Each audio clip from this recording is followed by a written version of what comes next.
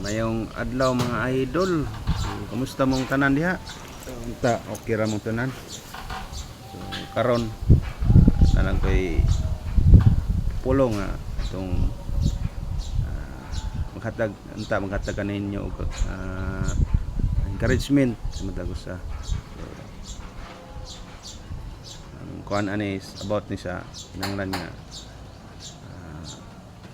padayon lang gyud ta sa atong kinabuhi.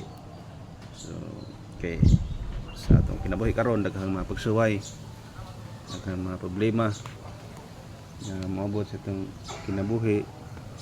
So kinahanglan gyud nga ito yung lig-uno na to ang atong kinabuhi, atong atubangon ang mga problema o mangita tag paagi nga masulbad niya na og ato pang isalig sa Ginoo ang tanan, kay wa man tay mahimo kung wala ang Ginoo sa atong kinabuhi.